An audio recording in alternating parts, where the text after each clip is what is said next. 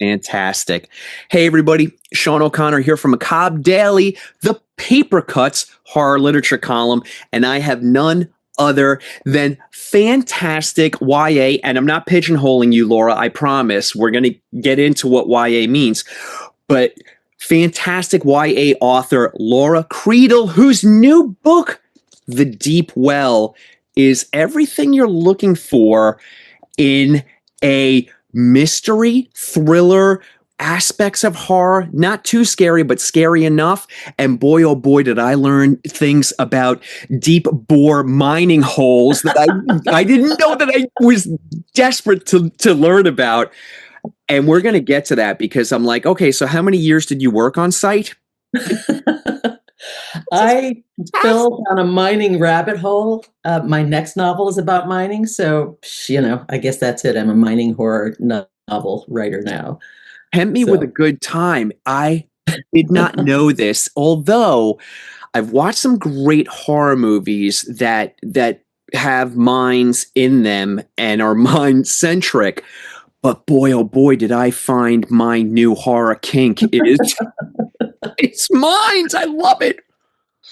There are some good mine horror movies out there. It's kind of crazy, but scary. Anything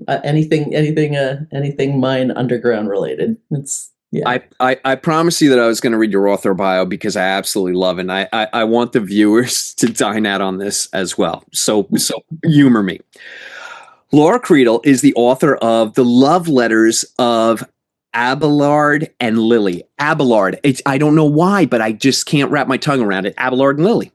Nobody can say it, so that's fine. You're in good company. But I love the name. I absolutely love the name. Which Kirkus Reviews described as entertaining, thought-provoking, and unsettling in a good way. When she's not writing, Laura can usually be found playing pinball. I mean, come on. And then this is where you really got me. And watching indie horror. Boy, are you at the right place. Yeah. She lives in Austin, Texas, which we're going to get to because your setting and your sense of setting and how you paint a picture through setting. Oh, I mean, chef's kiss.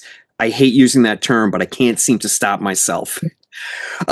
Laura lives with her husband and feral cat named Hellman, which we just spent 10 minutes talking about. Now I'm obsessed with Hellman, who was found with her head in a mayonnaise jar. And viewers and listeners, Hellman eventually did get her tiny little head out of that mayonnaise jar. It took 3 days. She was trapped. My daughter's fiancé calls her the mayonnaise spaceman, because she was just wandering around, head in a jar. They could see her, I mean, 3 days with your head in a mayonnaise jar sounded a little bit like my freshman year at college, but we're into it. All right? There we go. We don't need to pry. All right, Laura, I always start out because I want the viewers who aren't familiar with you to learn about you, as do I. So do me a favor and just tell us a little bit about yourself. And if you don't mind, also tell us a little bit about your horror, thriller, mystery, because that's what The Deep Well, encapsulates. Tell us a little bit about how you came to appreciate and love those genres because you're really good at them. Oh, thank you. I am a lifelong horror lover. I just, I met my husband. We lived in a co-op at the time. He had the only VCR, and he recorded a Udo Kier movie from 1970. I think it's what is it? Mark of the Devil.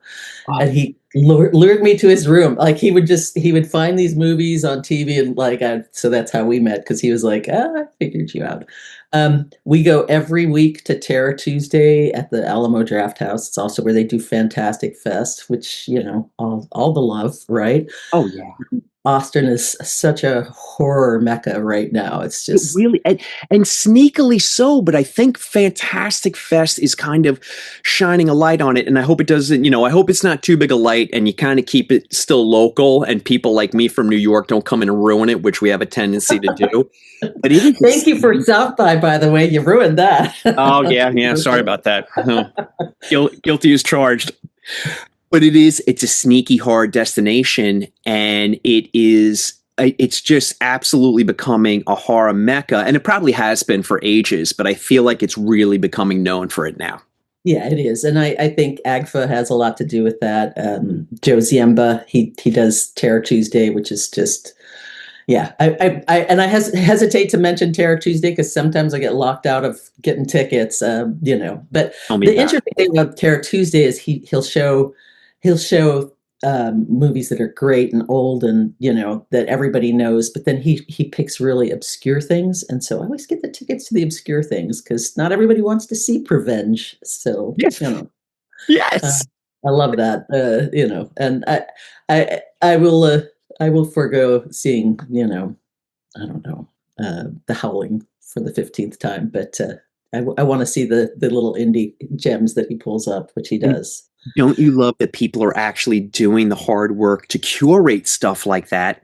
Yeah, he's amazing. He does, and he knows so much. He brought, and I will get into my novel, but he brought I think about 2 weeks ago he brought a movie made by a 14-year-old, a silent black and white movie, and it was Curtis Harrington's first movie, and he as a 14-year-old. It was an amazing film. It was a Fall of the House of Usher, black and white, like 10 minutes long, but talent there. Like his lighting was amazing. And he went on to do a bunch of stuff with Roger Corman, and he was out and gay in Hollywood in the 40s. So kind of amazing. But yeah, and I was. It's funny because I'm an insomniac, and I tend to turn on black and white movies to fall asleep in the middle of the night. And I turned on this movie, and it had Dennis Hopper chasing a sideshow mermaid, and it was just like sleepy as hell. And I thought,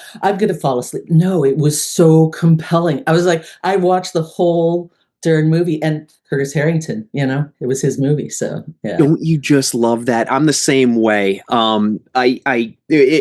If the barn owl is not hooting in my backyard, I sleep like a baby. But what I do, which probably is detrimental to my career, is that when I'm supposed to be working, I will put on any black and white horror movie.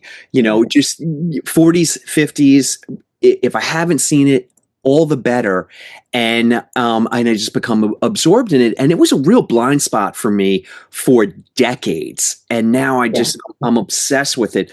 I think, the first domino tipped over maybe with like Curse of the Demon and Oh yeah, I love Curse of the Demon. Such a good movie. Night of the That's one that Eagle. you can watch over and over, and that not all of them are like that. But that is such a good like that. It's true, but it's just the aesthetic, the black and white aesthetic. It's so, I don't know. I suppose we romanticize it in our minds, and then that we just soak it in visually. But yeah, I don't know. I love it. But anyway, let's talk about your book. Oh my gosh, what are we doing Okay, we'll here? go back to it. Yeah. Yeah. No, we could talk about movies all day. That Right? which is And I'm talking about my book, right? But yeah, I'm obsessed with urban legends, and I loved the Kola super deep borehole urban legend, which was based on a Soviet drill project that supposedly they drilled all the way down to hell and released the sound of demons. And what really happened is, and then it broke and the project was abandoned. So what really happened was they drilled down farther than anyone's ever drilled, and the ground became plastic. The heat was so intense, and they didn't really know this about that. Basically the molten core extended this far up. But what happened to it, and so what they heard was the sounds of all of this heat, and it sounded kind of demonic, which I love that. Um, and what happened is because the urban legend is that like they found hell, everybody abandoned the drill site. What happened is they reached as far as they could. This was during the Soviet era, so they stopped the drill, and they took a 2-week break to have all the political apparatus chicks come in and celebrate and take photos and drink a lot of vodka. I'm pretty sure a lot of vodka was involved here. And then they tried to start it back up. And as anybody who knows anything about rotational physics, you cannot restart a pipe that's miles long cold, and it just boop, snap. So that was the end of that. But the thing about this is that it's the size of a manhole cover. It's not very exciting to look at. And um, when this legend came out, if you saw a picture of it, it was always accompanied by a mere diamond mine photo, which is just a beautiful, deep um, well mine. It's like it's stair stepped. It's a strip mine, and it's so I saw those pictures of this like strip mine, and I thought, how do you get these two elements together? The deepest mine in the world, and this just incredibly um, fascinating strip mine that is strip mines are so beautiful because they're just such an emblem of destruction. It lends itself so beautifully to everything that you do, all the elements that I loved about the novel, which I had mentioned. The mystery of it. You know, you let me know if I'm over my skis here. There are absolutely horror elements to this novel, which I don't want to, if anybody is looking for horror, it's there. But I really felt like it was such an incredibly intricate, interesting thriller because April Fisher at 5 years old has a, no good, horrible, very bad day. And then it just kind of gets worse from there to the point where she's 17. She's got a cult that is obsessed with her and is prophesizing that she is really like the conduit to powers and to bring people back who had disappeared on what is essentially a massacre on that day when she's 5. And, she's become sensationalized. There's an indie horror film that is based on her. And, she's been Wikipedia'd to death, more or less. And it's a bad beat for a 17-year-old. 17 is challenging enough without all of this weighing on her shoulders, along with having to really be the caregiver and protector of her sister. Her father disappeared on that day, when she was 5, and now I feel like I'm traipsing close to spoiler territory. So if your spider sense, you haven't spoiled yet. You haven't. Okay, good. If your spider sense is backstory, really. Tell me to shut up. But now we have her father's dead. Or is he? And it's just such a fantastic, delightful mystery. Now I'm going to stop talking. I hope I've set the stage well enough. Yeah. And what you do from that point forward with the tale is you bring enough of every single subgenre that I'm obsessed with. You wrap them all together beautifully. So nothing really takes center stage. And my question to you is, how? This is a very interesting story, at least to me. I did not start out as a horror writer, though I've always been horror forward. I started out, and as you know, why it means young adult. I started writing a young adult novel about a girl who has ADHD and dyslexia. And as I was writing this, and I got interest from agents and everybody, there was this like side character named Abelard, and everybody was like, "Oh, more romance, more romance, more romance." So it didn't start out as the love letters of Abelard and Lily, and so I put the romance front and forward at their behest of everybody who was reading would love the romance. And they text back and forth the letters of Heloise, Abelard and Heloise, which is like a medieval, love story exchange. And crazy. If you read these letters, they're so lovely, adolescent. Every emotion is big and sweeping, and but they're smart. And so, but the thing about that novel is it also had sort of a Frankenstein theme. Oh, and because I love Frankenstein, we could talk about the movie, but to me, like all the elements about what makes you human as a person who's neurodivergent, I was like fascinated with that. So I invented this surgery, and it ends on this does she or does she not have a brain surgery note, which some people hated. I've been called ableist. I really just thought, it was there to make you think. And so after and to be fair, like, romance does not deal with ambivalence as well as horror does. So, and I had an option on a second novel, which was also romance. I am not a romance writer. So I I don't wrote want to a romance belittle that it. I love, Or I don't but want to belittle it, but I think you found your wheelhouse. thank you.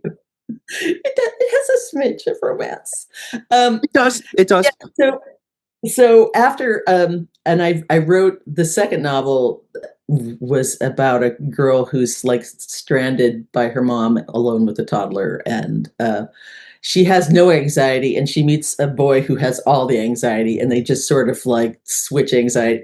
I thought it was great, but everybody, like it, every editor who looked at it, was just like, this is making me too anxious. Oh, So that means after you're that, I doing was your kind of job, like, though.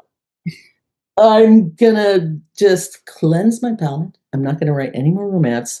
I'm gonna write a novel where everybody dies and have fun with it. And that was The Massacre. I wrote an entire novel with the massacre, explaining what happens. It's all like a horror comedy of error and miscommunication.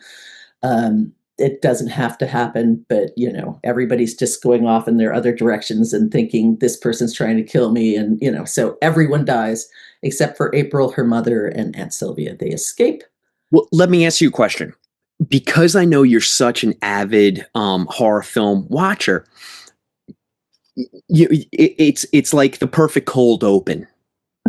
You know, I Yeah, mean, it's not as quick as a cold open. I mean, you set the stage, but it really, like, it grabs the reader and by the collar, lovingly, gently, but it does grab the reader and it says, okay, look, we're not playing games here. yeah, People yeah. die. I mean, there are stakes here, there's tragedy here, and it really does set the stage and it sets the tone. That's what I'm looking for. It sets the tone for the novel. However, you do bring in the pick an emotion, it's there. There is humor to this novel as well. I mean, it is very layered, which I want to have a quick discussion, because when I have YA authors on to interview, I always make it a point to say that I love YA and I also push against it, because I don't and we've done it, not the authors, the audience has done it. We have put YA authors in a box of our own design, and it's not fair, because Yeah. any adult can reach out and grab the deep well, and it is completely satisfying, like anything that you would pick off a bookshelf, an adult, quote unquote, adult bookshelf. So, do you feel like that moniker does box you in a bit? Yes and no. This book is different because it is serial third person, which isn't very common for YA. My first book was first person. The book I've written that's coming out next is first person. Okay. So it's a little different um, from that, and yeah, I think YA horror is, I think you have a sort of an obligation to end a little more upbeat than maybe somebody would if, I These mean, days, I'm okay with that.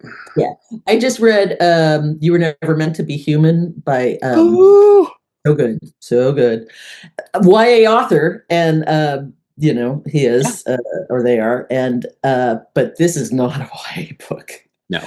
You could not end a book like that. So, I mean, I'm here for that. I love a good dark ending, but yeah, I think when you write YA, there is like a kind of a redemptive thing that has to happen. I think what I want everyone to know about YA, specifically people that maybe aren't avid readers, what I want everyone to know about YA is that it means accessibility. It doesn't Uh-huh. necessarily mean, where you are on the timeline. It just means it really is for everyone, which I think you summed up beautifully. It also is fast, and Yeah. I'm ADHD. I mean, I've read Tolstoy. Um, I've I've I've read 700-page novels recently. This is a quick Uh, read. yeah, Fantastic. and that's the beautiful thing about YA. It doesn't mess around. You get in there fast, I think, and that's I think that's one thing YA has to offer. It's like you get right to the story, and 40 pages in, you've got stuff happening, which Oh, it doesn't always takes happen. off like a rocket. Okay, we need to talk about setting. So we've already established that you are from Austin, Texas. Now, Yeah. here's where I'm going to shamelessly name drop. So I was talking to Joe Lansdale yesterday, Ooh, that is a shameless name drop. right? Right. So we've got East Texas, and so I'm going to happily include you into this incredible conclave of talent. We talked about Austin being a sneaky, sneaky destination for fantastic horror movies. Let me tell you something. Texas is sneaky, sneaky for this, like I said, this conclave of amazing horror authors. There's you. There's Joe Lansdale. There's Josh Roundtree. There's Stephen Graham Jones. There's Chris Panettiere. And that's just off the top of my head. What is in the Stephen water? Graham Jones was here. Oh, wow. I Yeah. didn't know that. There's something in the water, and could you bottle it and send it Uh, to me? Once again, Austin is just it's becoming a place where like there are conferences all the time. There movie festivals all the time. It's nonstop, and I kind of love that. Austin's getting big for its britches. That's something It's hey, look, that everything's big in Texas, right? and it's interesting because I Abelard and Lily was set in Austin, and so people are read it and go, "Oh, I've been to that house." Yeah. It's funny when Boyhood came out. I don't know if you've seen that movie. I have. That I used to play guitar, and the um, the actress who played the love interest was one of my students at Girls Rock, and she went to school with my daughter, and we watched a Boyhood, and one of the apartments was actually an apartment like of one of the other uh, instructors at Girls Rock. So my daughter had been there, and we got out of that movie. She was like, "Nice documentary, Mom." You knew every place. It's like a travelogue of Austin. So yeah, and That's the thing about it. I think your setting where you live lends itself readily to this incredible knack for detail and for yeah, really making setting character. I notice it in because I'm from New York, but the I shouldn't say this. People from Long Island are going to get mad at me who watch this, but maybe not the most. It doesn't lend itself readily to inspiration, but the Hudson Valley in New York does. oh my gosh, so amazing! I love it there. And I have Bloody Hessian Lake is one of my favorite places. That's it's so great. Bear Mountain Lodge. It's just So beautiful. It's just absolutely beautiful. But we have maybe opposite ends of the spectrum as far as the the details of the geography, but it's the mythology of the land, which you have readily in Texas, and they have readily in the Hudson Valley. Here I go, ready, ready, Laura. Here's another name drop. I was talking to John Langan, and he was saying, look, swing a cat, not literally, but swing a cat, and you're bound to bump into some sort of folklore or ghost story in the Hudson Valley. It's just so dense and rich with it. I feel yeah. like it's the same with you in Texas. There's so much history and folklore there as well.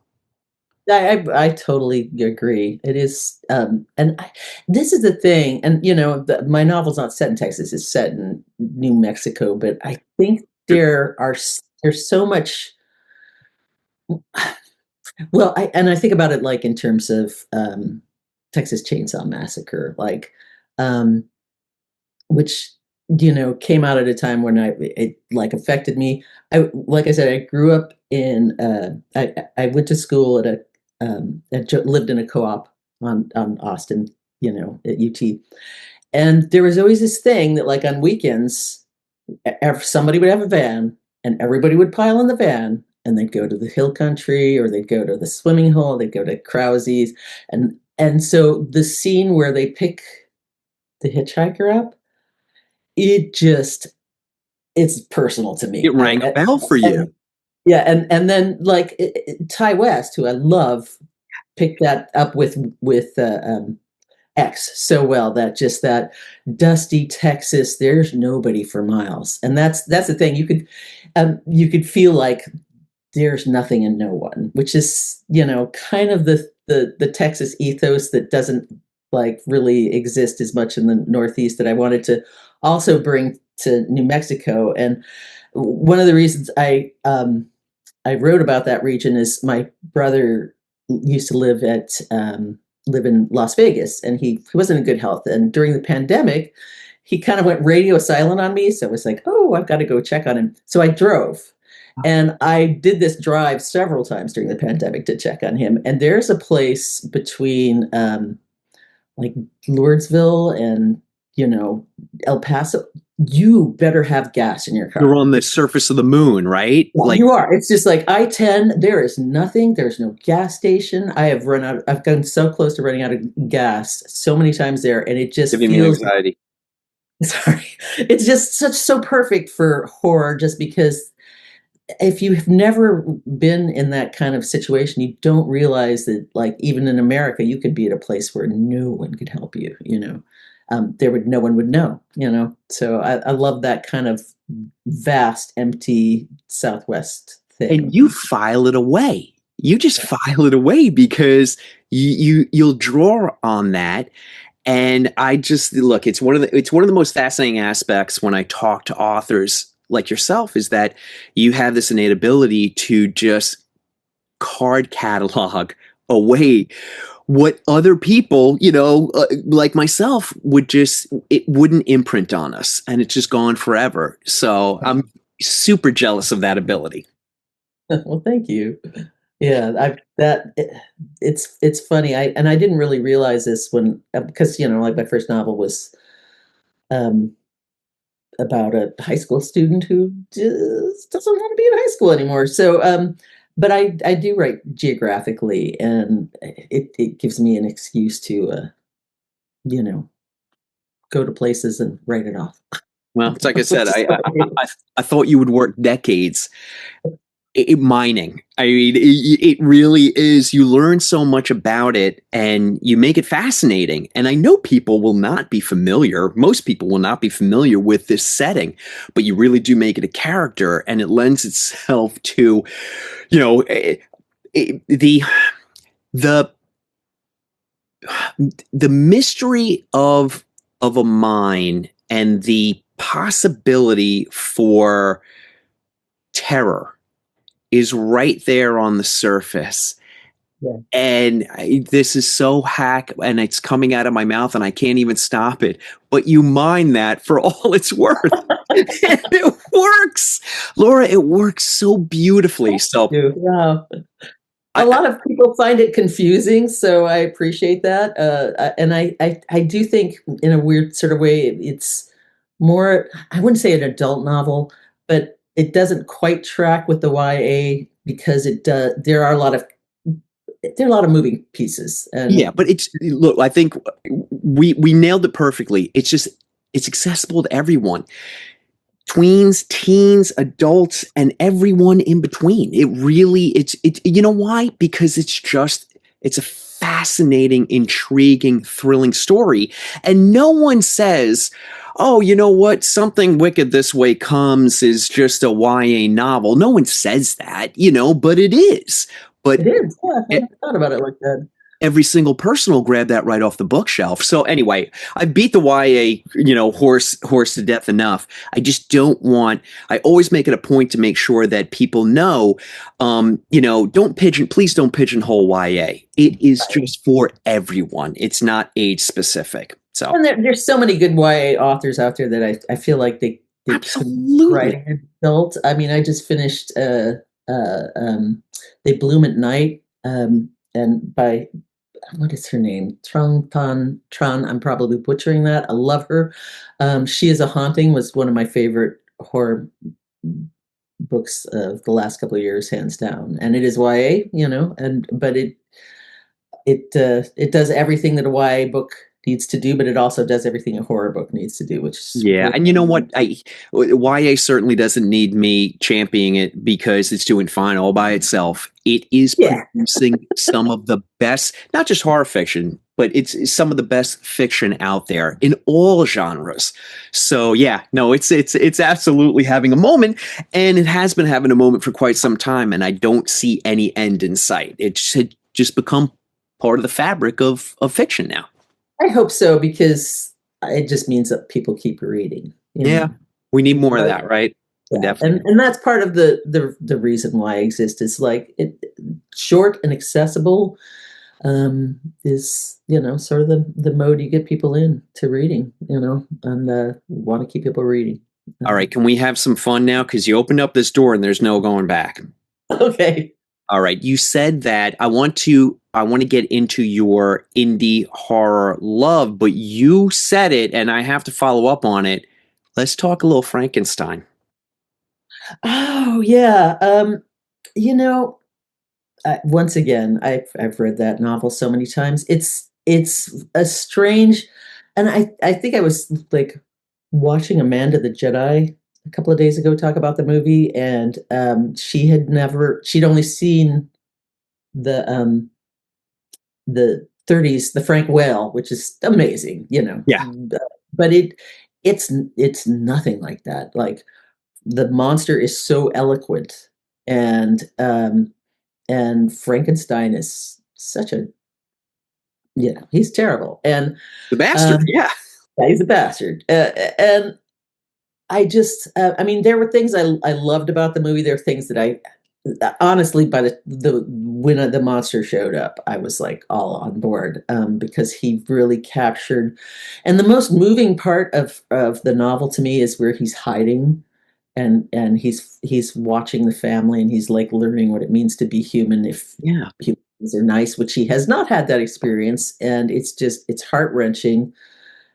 And to me, that meditation on what it means to be human and what makes you human is just, I mean, there's a reason that novel basically invented sci-fi and has had such power for so long. And I do think he got a hold of it. It's not, not note perfect, and Mia Goth's character is wholly invented.